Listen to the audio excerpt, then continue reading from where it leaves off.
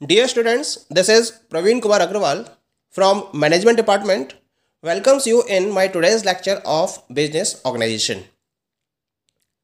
जैसा कि previous lecture में हमने फॉर्म्स ऑफ बिजनेस कॉम्बिनेशन को स्टार्ट किया था, इसके मैंने 3 पार्ट्स आपसे डिस्कस किए थे। पहला बताया था मैंने आपको association, second one was the federations and third one was the consolidations, जिसमें मैंने एसोसिएशन के पार्ट को कंप्लीटली आपसे डिस्कस कर लिया था प्रीवियस लेक्चर्स में।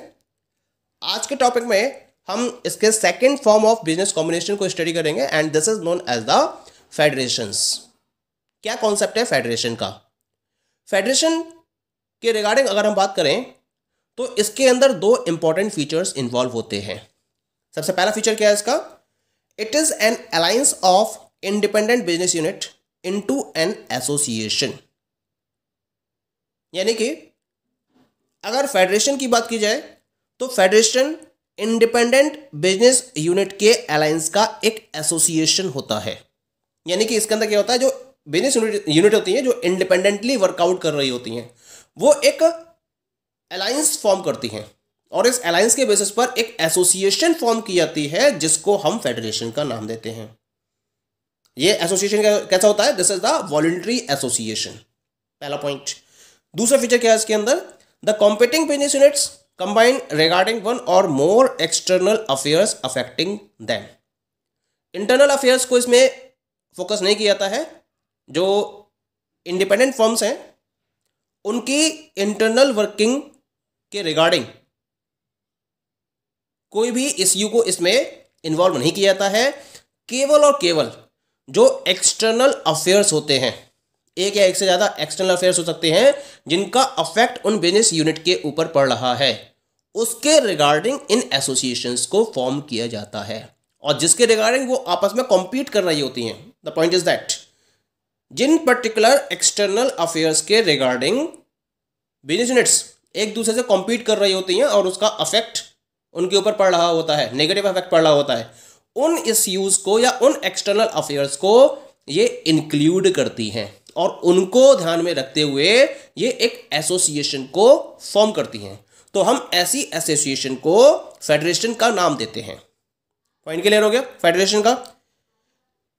इन federation different business unit combine in relation to one or more external aspects only. ये बहुत क्लियर करने वाली बात है।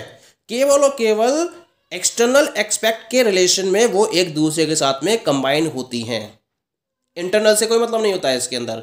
इसी वजह से जो फेडरेशन है उसको हम कॉम्बिनेशन की लूज फॉर्म के नाम से भी जानते हैं।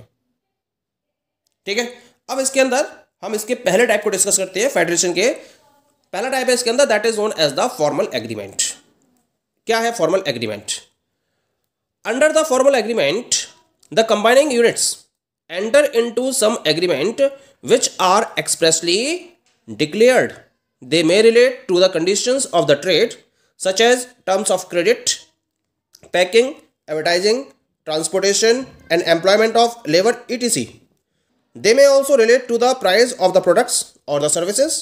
Such agreements are also known as open price association या फिर इनको हम price combination या price agreement के नाम से भी जानते हैं। यानी कि अगर एक प्रॉपरली डेफिनेशन इसकी देखी जाए तो इस टाइप के एग्रीमेंट में जो कंबाइनिंग यूनिट्स होती हैं वो एक एक्सप्रेस वे में डिक्लेरेशन देती हैं, यानी कि फॉर्मल वे में डिक्लेरेशन देती हैं और ये एक फॉर्मल एसोसिएशन को प्रिपेयर करती हैं। फॉर्मल एग्रीमेंट है तो प्रॉपरली डॉक्यूमेंटेशन फॉलो किया जाता है, टर्म्स एंड कंडीशंस को डिफाइन किया जाता है और उस पर हर फर्म अपना एक साइन प्रोवाइड करती है और एक एक्सप्रेशन डिक्लेयर करती है कि वो इन पर्टिकुलर कंडीशंस को फॉलो करेगी। इसमें हम डिफरेंट टाइप की कंडीशंस को रिलेट कर सकते हैं। क्या क्या कंडीशंस हो सकती हैं ट्रेडिंग के रिलेशन में? जैसे टर्म्स ऑफ क्रेडिट की कंडीशन हो गई, या पैकिंग के रिलेशन में कोई कंडीशन हो गई, या एडवर्टाइजिंग के रिलेशन में, ट्रांसपोर्टेशन के रिलेशन में, लेबर के एम्प्लॉयमेंट के रिलेशन में। कोई भी ऐसा एक्सटर्नल इश्यू हो सकता है जिसके बेसिस पर फर्म्स कॉम्पीट कर रही हैं और अगर वो कंबाइन हो जाती हैं या फेडरेशन को फॉर्मल एग्रीमेंट को फॉलो करती हैं तो उसकी बेसिस पर इनको बेनिफिट हो सकता है, तो वो उन पर्टिकुलर एक्सटर्नल इश्यूज को अपने एग्रीमेंट में इंक्लूड करती हैं। इसके साथ साथ ये पर्टिकुलर प्रोडक्ट के प्राइस के रिलेशन में भी हो सकता है, या जो सर्विसेज ऑफर की जा रही हैं उनके प्राइस के रिलेशन में भी हो सकता है। कोई भी पर्टिकुलर एक्सटर्नल इश्यू हो सकता है जिसके बेसिस पर ये फर्म्स क्या करती हैं, एक दूसरे के साथ में फॉर्मल एग्रीमेंट को साइन करती हैं। फॉर्मल एग्रीमेंट है, इसका मतलब जितनी भी फर्म्स है जिन्होंने इस पर साइन किया है उनको स्ट्रिक्टली क्या करना पड़ता है, इन पर्टिकुलर कंडीशंस को फॉलो करना पड़ता है। इन पर्टिकुलर एग्रीमेंट्स को हम ओपन प्राइस एसोसिएशन या प्राइस कॉम्बिनेशन या प्राइस एग्रीमेंट के नाम से भी जानते हैं। Okay, so this is about the formal agreements. Now we will talk about the benefits of formal agreements. यानी कि जब फर्म्स एक दूसरे के साथ में कंबाइन होकर फॉर्मल एग्रीमेंट को फॉलो करती हैं या फॉर्मल एग्रीमेंट के बेसिस पर एक एसोसिएशन को डेवलप करती हैं, तो इसके क्या क्या बेनिफिट्स मिलते हैं इन फर्म्स को। सबसे पहला बेनिफिट है control the price of the products और सर्विसेज। यानी कि अगर एक्सटर्नल अफेयर्स में प्राइस को इंक्लूड किया गया है तो क्या करती हैं, ये सारी फर्म्स एक पर्टिकुलर प्राइस को डिसाइड कर लेती हैं और उसी पर्टिकुलर प्राइस पर जितनी भी फर्म्स हैं वो अपने प्रोडक्ट को सेल करती हैं।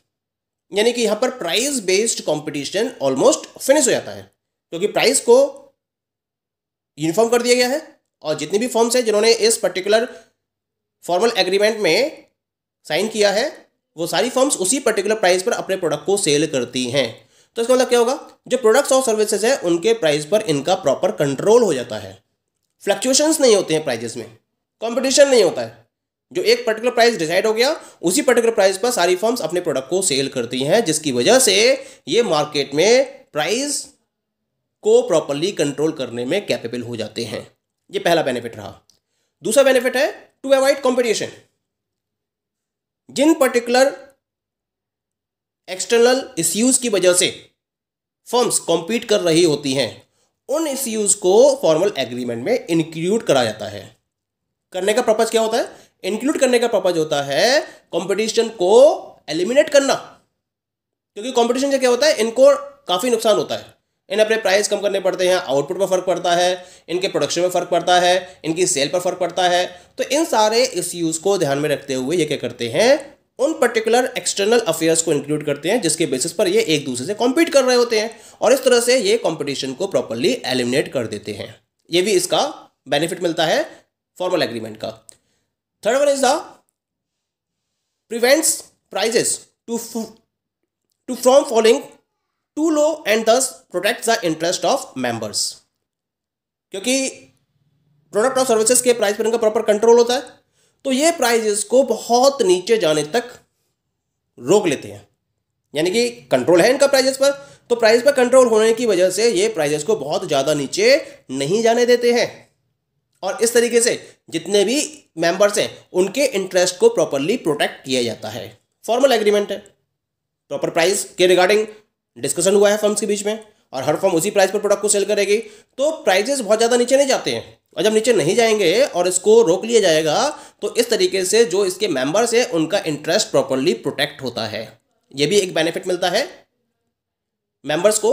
फॉर्मल एग्रीमेंट के बेसिस पर जो मेंबर्स हैं उनको ये फायदा मिलता है इसका।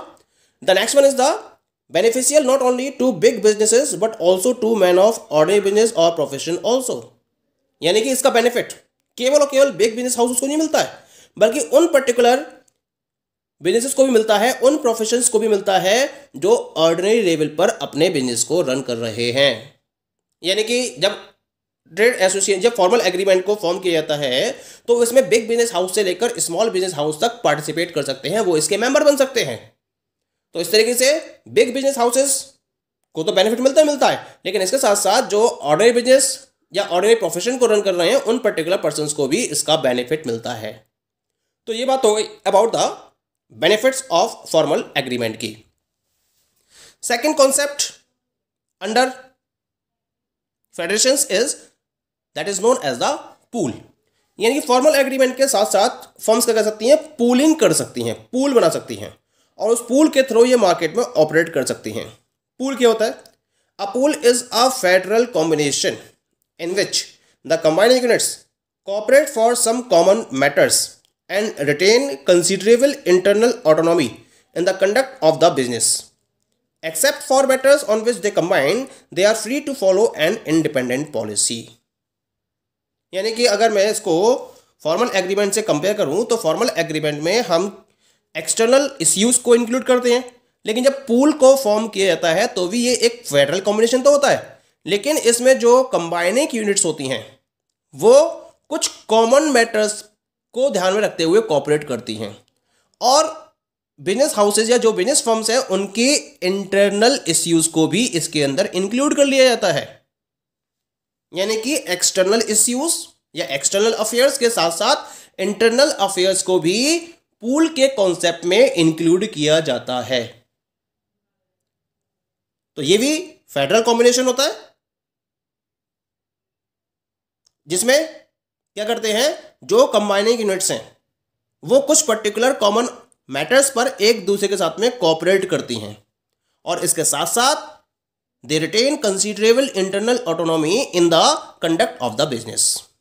लेकिन हम उनमें उन मैटर्स को छोड़ देते हैं या उन मैटर्स को इसमें इंक्लूड नहीं करते हैं जो इसमें शामिल नहीं किए गए हैं। उन पर्टिकुलर मैटर के रिगार्डिंग जो इंडिविजुअल फर्म्स हैं वो अपनी इंडिपेंडेंट पॉलिसी को फॉलो करने के लिए फ्री होती हैं। यानी कि कंप्लीट इंटरनल मैटर्स को इंक्लूड नहीं किया जाता इसके अंदर, बल्कि इंटरनल मैटर्स के कुछ पर्टिकुलर इश्यूज को इसके अंदर इंक्लूड कर लिया जाता है। ठीक है, और जो बाकी इंक्लूड नहीं किए गए हैं उनके रिगार्डिंग जो फर्म्स हैं वो अपनी इंडिपेंडेंट पॉलिसी को फॉर्म करने के लिए बिल्कुल फ्री होती हैं। पॉइंट क्लियर हो गया। जो टर्म पूल है इसको लिया कहां से गया है, इसको गैम्बलिंग ऑपरेशन से लिया गया है। क्या करते हैं गैम्बलर्स अपनी जो इंडिविजुअल अमाउंट है उसको कलेक्ट करते हैं और एक सेंट्रल पोजीशन में उसको रख देते हैं। गेम चलता है उनके बीच में, गेम फाइनल होने के बाद जो इसका एक स्मॉल पार्ट होता है वो प्रोफेशनल गैम्बलर के पास चला जाता है, और बाकी का जो बचता है वो क्या कर जाता है, जो विनिंग पार्टीज होती हैं उनके बीच में प्रॉपर्ली उनके प्रॉफिट या उनके जो भी विनिंग अमाउंट होती है उसके अकॉर्डिंग उनके बीच में उसको डिवाइड कर दिया जाता है। तो इस तरीके से पूल का कॉन्सेप्ट एग्जिस्टेंस में आया है। Point is clear. अब इसके पूल के रिगार्डिंग जो बाकी के कॉन्सेप्ट्स हैं इसको हम नेक्स्ट लेक्चर में डिस्कस करेंगे। Okay, thank you.